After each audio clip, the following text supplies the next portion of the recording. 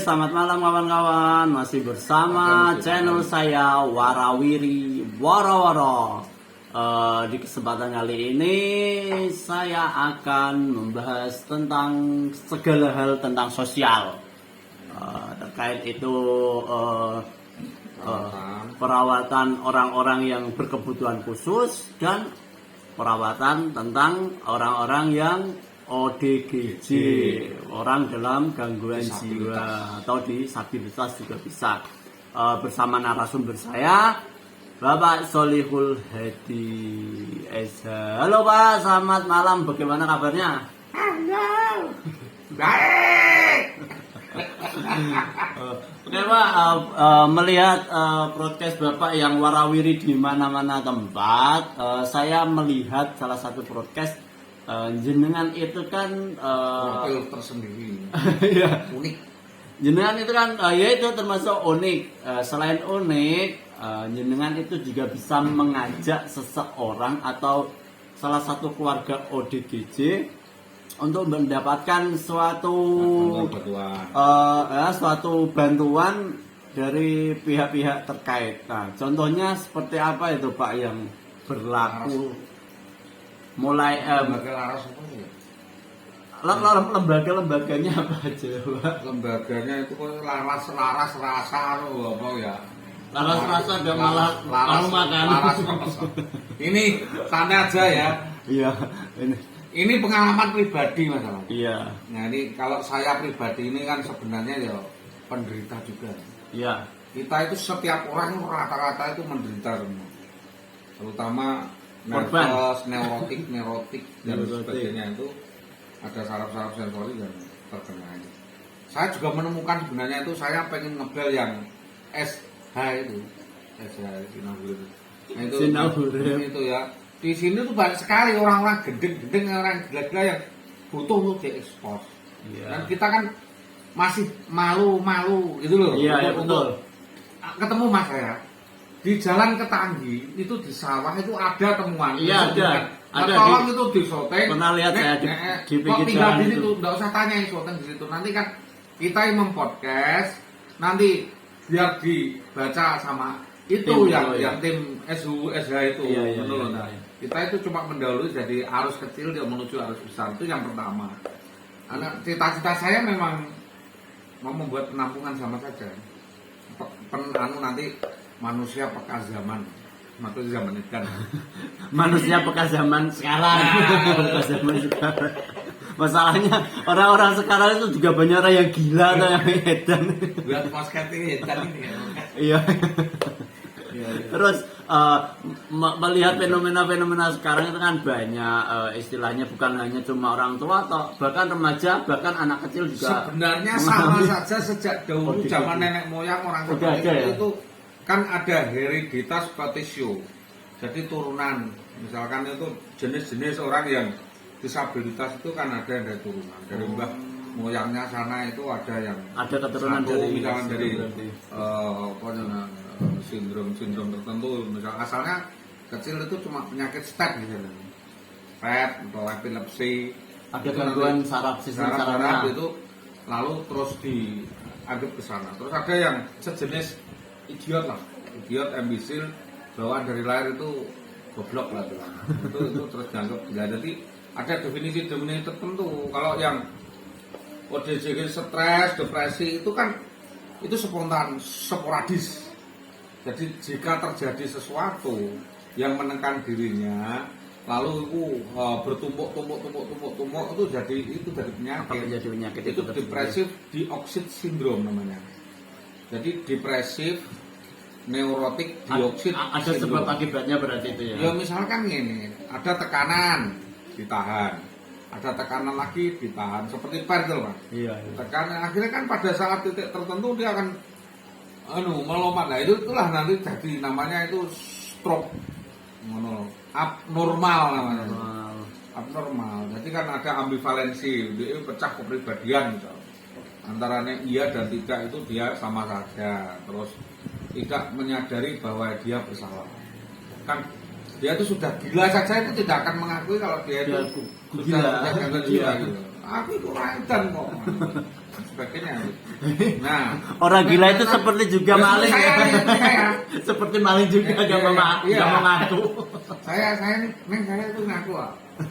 Saya tuh dari hereditas Potisio itu ada terah tumrah gitu. Setiap keluarga itu ketitipan gila satu. Kebetulan itu yang kena itu terah dari ibu saya. Saya tuh punya anak saya gila. Iya. Nah, tapi saya mengakui.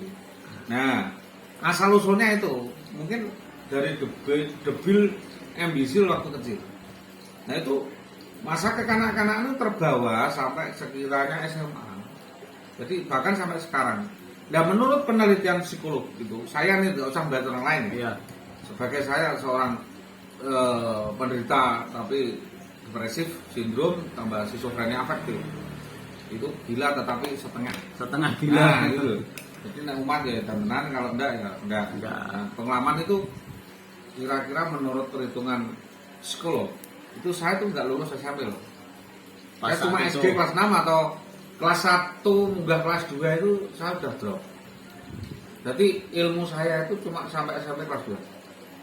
Tidak bisa SMA apalagi bukan tinggi. Oh, seperti itu. Tapi karena bapak saya ini malu gitu loh, kalau punya anak ada duit gitu, nggak sampai sarjana gitu, dipaksa harusnya.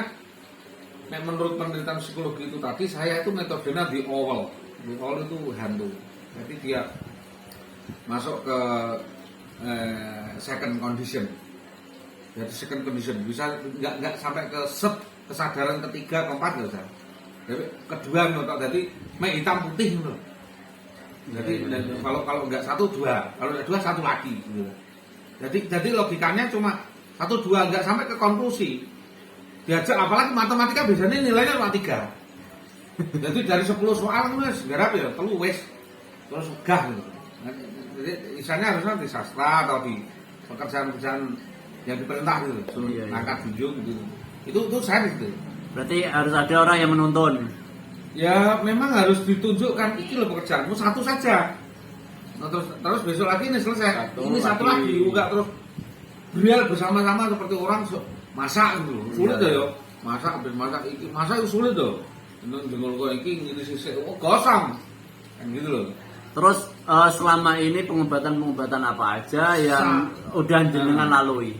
Saya itu pada tahun 91 itu diobatkan sama bapak saya di UGM. Saya kan mau ngambil kedokteran sebenarnya. Iya. Tapi setelah diteliti kesehatan yang malah saya tuh tertahan 1 tahun dimasukkan ke rumah sakit namanya Sarjito. Ya, tahun sakit 191 itu betul itu. Iya. Itu saya dimasukkan ke bapak saya untuk diperiksa itu 1 tahun. Saya kena neurotik. Dokternya masih ingat harus gitu. Dokter Rusdi ya so. Itu harus spesialis saraf.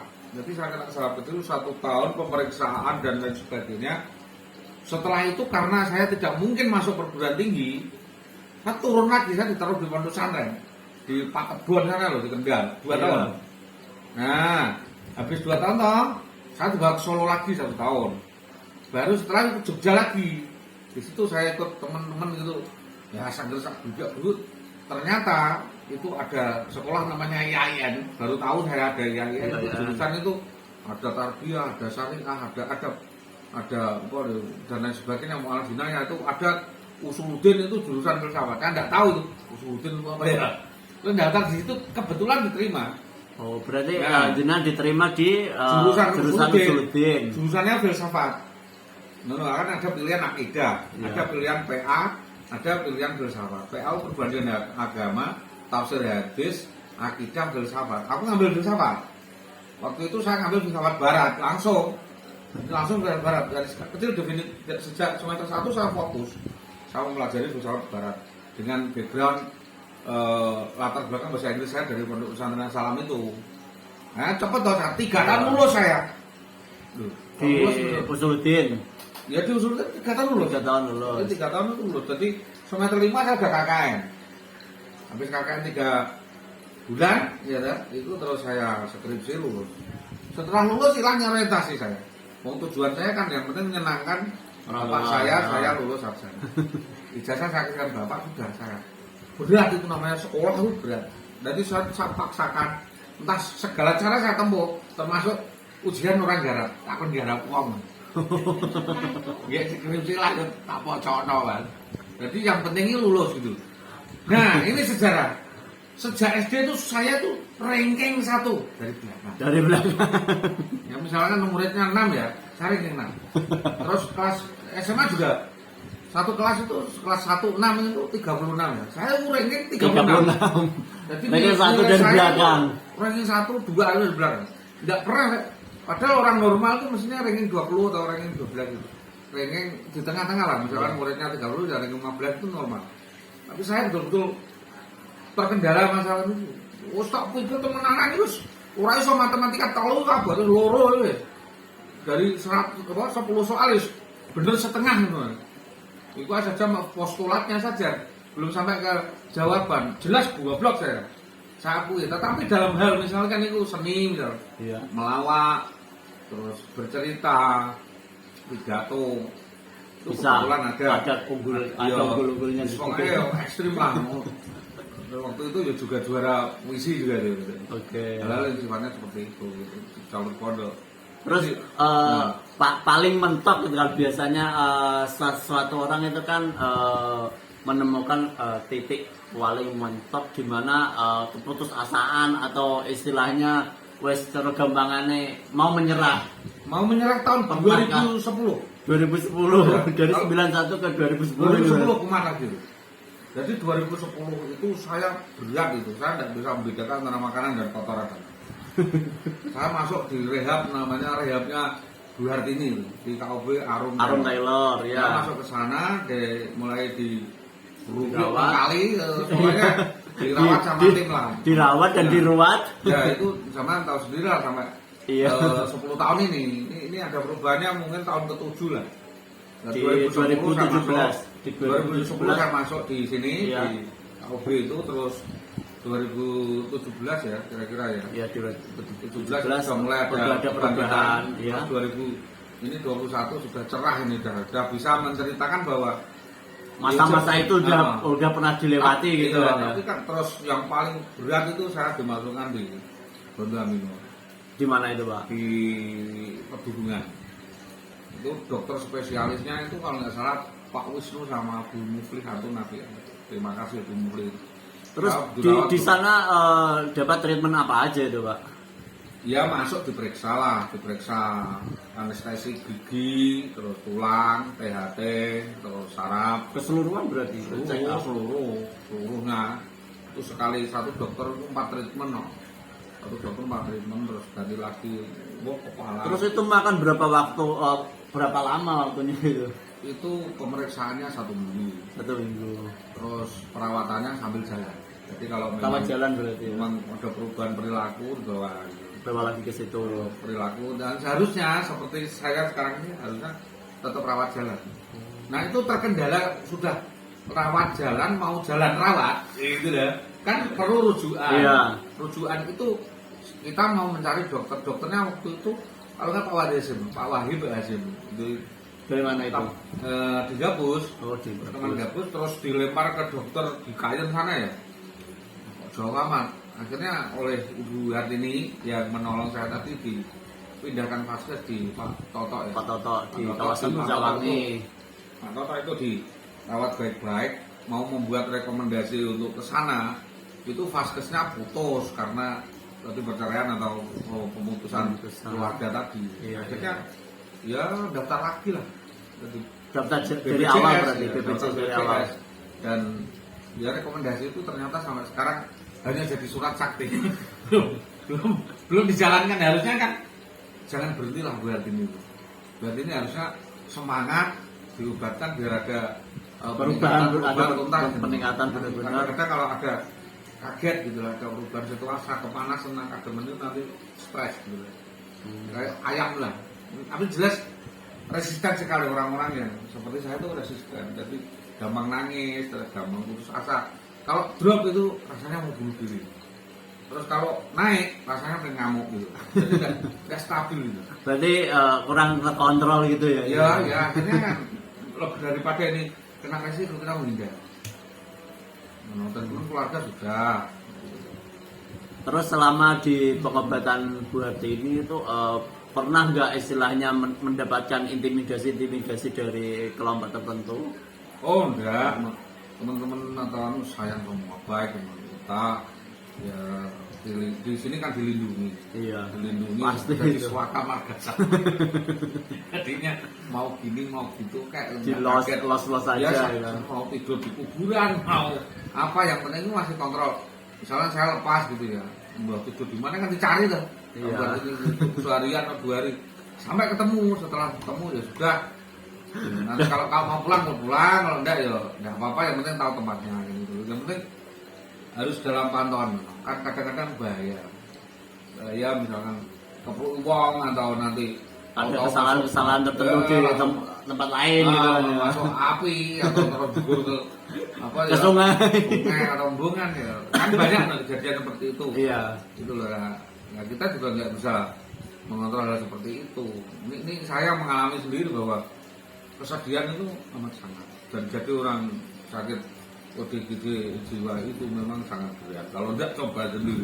Oh, no. Kesel. Tidak. Jadi orang gila itu kesel gitu. Itu Neng saya bersyukur loh. Bersyukurnya saya gimana itu itu, saya Pak? punya dasar. Jadi saya itu kan menyembunyikan identitas saya. Sebenarnya gejala-gejala itu sudah lama. Ya, sudah lama ada sejak tahun ya 85 88 lah. Itu sudah bukan ada kelainan gitu, abnormal. Tidak bisa mengikuti perkembangan temannya, Iya. olahraga nggak mau, malas dan sebagainya, gejala-gejala menyendiri, terus suka nangis, murung itu nggak bisa bahagia tuh saya, nggak bisa bahagia tuh wajah itu tegang terus gitu. Tapi memang itu psikosomatis dari dalam. Terus akhirnya penyelesaiannya memang ya setelah dari rumah sakit jiwa ternyata baru yakin bahwa betul-betul kita sindrom mengalami namanya skizofrenia afektif. Terus peningkatan yang kedua adalah depres ironik apa mix sindrom gitu. Depresi neurotik sindrom. Pokoknya intinya yang tahu dokter lah itu. Iya. Dan itu harus Benar-benar ada pengobatan khusus itu ya. Iya, ini belum selesai. Harusnya Lebih intensif gitu. harusnya lebih intensif di luar sana kan nanti dirawat kepanjangannya, akhirnya yang pusing-pusing di belakang dan sebagainya itu Bisa hilang. tidak hanya dengan pengobatan, tapi mungkin ada treatment Ada lainnya. terapi-terapi tertentu. Treatment termasuk psikologi dan lain sebagainya biar nggak kagetan atau tidak. Nanti mau ketemu orang yang tahu traumatik atau pernah menyakiti itu bisa memaafkan dan sebagainya gitu. Jadi ya karena memang ya belang lemak kalau gorengan lah. Ditinggal bapak oleh leleran gitu. Jadi kalau yang tahu saya begitu itu kan bapak saya. Iya. Nah, ibu saya nggak tahu saya itu gagal. Kok gini gitu. Terus saya di terus disiram bani peteren, terus dibodiati terus cekek Mendapatkan intimidasi berarti. Iya, tapi kan dia nggak tahu, dikira saya itu kerasukan jin Kerasukan, dan bukan. sebagainya. Kan treatmentnya juga nggak seperti itu, saya beblok juga itu di rantai itu. Nah itu ya terima kasih lah dengan Duarte ini yang membebaskan saya bahwa intinya penyakit apapun, entah itu depresi, stres itu siapapun bisa kena. Siapapun bisa mengalami. Makanya Makanya itu manusiawilah terhadap sesama manusia, kan itu sama dengan penyakit lainnya, sama dengan batuk, sama dengan panas, sama dengan penyakit kurap kudis, itu sama itu ya penyakit gitu loh, enggak istimewa enggak. Jadi masyarakat dibiasakan lah, orang itu memang ada seperti itu kena stres namanya gitu. Jadi kan ada yang waras, kan orang sakit kayak demam gitu. Tapi kan kadang ada keluarga yang lebih intensif gitu Pak intinya. Jadi si ODGJ itu nggak boleh keluar dari mana-mana. Harusnya dikeluarkan saja biar masyarakat itu terbiasa bahwa divergensi itu ada. Namanya itu Ya bersosial gitu. Iya, Biar tahu ada istilahnya. yang sayang, ada yang menyayang. Iya, ada istilahnya mengganggu apa enggak kah gitu Ya, kan. kecuali Iya, mengganggu, misalkan itu merusak, terus memukul dan sebagainya, ini ada treatmentnya. Suruh mutar pil kah atau dididik bagaimana, tahu bukan berarti terus diblok loh ya. Iya, biasanya kan langsung dirantai gitu kan. Itu tertentu kalau kriminal lah, misalkan seperti itu. Karena emang benar-benar nggak bisa kontrol lagi. Kalau misalnya dikontrol, kemana jalannya dan membahayakan merugikan apa enggak gitu, seperti Bu Ardini tadi ya, nututi kemana itu ya kalau jatuh Berarti belum intinya makan, belum belum minum pil, intinya perlu diemong gitu ya. ya dimiin dilatih. Ya maksudnya itu diasuh lah. Iya, diasuh. Diasuh kok dimong kayak apa? Diasuh. Diasuh, diemong. Gitu ya. Terus masukan-masukan untuk penderita ODGJ dan keluarga yang di sana, Pak. Ya keluarga itu Masukan yang untuk penting itu keluarga. artinya jembar menerima bahwa keluarga kita, anak kita atau saudara kita itu ada yang kena seperti itu, musibah seperti itu, anggap saja penyakit biasa tadi loh, dianggap itu orang yang sesuatu luar biasa. Mungkin ada mukjizat di balik itu, misalkan nanti akan sembuh atau enggak sembuh juga enggak apa-apa dengan penyakit. Yang penting ada Yang penting ada perubahan perilaku, ya, gitu. terus Udah direhabkan juga dibantu pemerintah. Nanti direhab di panti itu, Iya. panti itu apa itu tadi. Ada panti rehab khusus rosok untuk ODGJ untuk ya di ODGJ panti itu. gitu. Nah, kecuali yang parah seperti itu ya memang Saya juga pernah lihat itu yang dari lembaga sosial ya itu namanya ya kan. Iya. Main ke tempatnya Bu Ardini dulu itu kan mengasih bom. Siapa saja teman-teman di rumah yang punya keluarga penyandang ODGJ ya, daftarkan bisa daftarkan saja langsung. Kalau kesulitan untuk mendaftarkan bisa dibantu Kesini. sama Ibu Ardini. Kesini. Di sini aja bisa dibantu, insya Allah gratis. Dan itu biayanya juga ditanggung sama pemerintah. Ya. Asal punya kartu jaminan BPJS kalau nggak salah ya, BPJS. BPJS. Dijemput mau Dan bahkan dijemput itu ada klasifikasinya juga. Bisa diterima atau tidaknya seorang pasien ODGJ itu untuk bisa masuk ke panti rehabilitasi yang ada di Kertapati gitu. Oke teman-teman, terima kasih sudah menonton channel saya di Warawiri Worowopo. Jangan lupa like, komen, dan subscribe. Terima kasih. Dah.